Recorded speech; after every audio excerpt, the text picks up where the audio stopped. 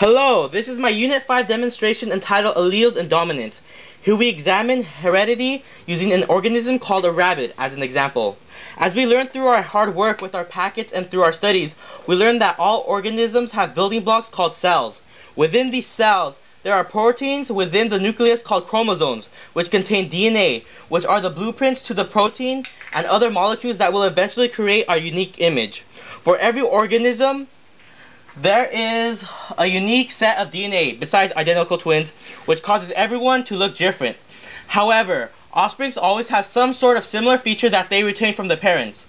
The reason for this lies in the gene of the organism, which is the unit of hereditary of the organism, which is the stretch of DNA. Within a gene, there is a specific location on the DNA sequence called the locus. And in a specific locus, there is a variant of the DNA sequence that is called an allele. Alleles are one of the two forms of the DNA sequence of a particular gene. In order to understand the allele, we will now take a look at these 5 rabbits. Here we can observe that there are 5 types of alleles that corresponds to the fur color for the rabbits.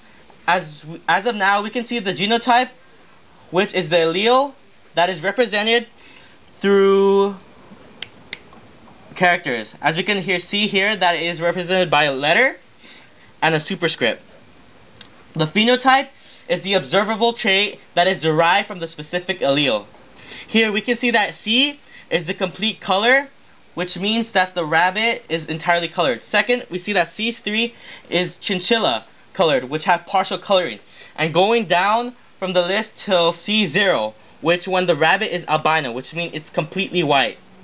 The important note here is that the allele C is a complete dominant to all the alleles in this series. C3 is dominant to only the alleles under it, and the rest show incomplete dominance with each other. And C0 is completely recessive. Now we will see when rabbits have a bit of fun. So first we will have a completely colored rabbit mate with an albino. He has an albino allele, and he will mate with the rabbit that is chinchilla and carrying a Himalayan allele. We shall integrate Punnett square to predict the offsprings of these 2 rabbits. From the Punnett square, we can see that they create these unique offsprings where 50% of them are completely colored while maintaining a C3 and a CO allele. They also have a 25% chance of having an offspring where the fur is chinchilla, which carries an albino allele. And finally, 25% of them will make an offspring that is Himalayan, which will carry an albino gene. Well, how about the other rabbits? So now we will have 2 rabbits who have a C3, C2 allele, who seem to think that they are perfect for each other.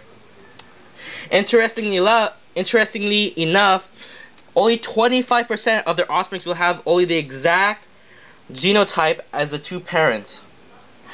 Actually, 50%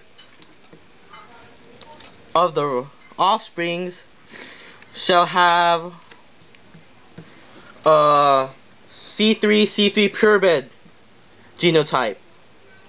And finally, the last 25% of the rabbit's offspring will be a C2 purebred type. As you can see from our demonstration, that we have pinpointed all the alleles in the rabbits and their population. Thank you for watching my demonstration. Click.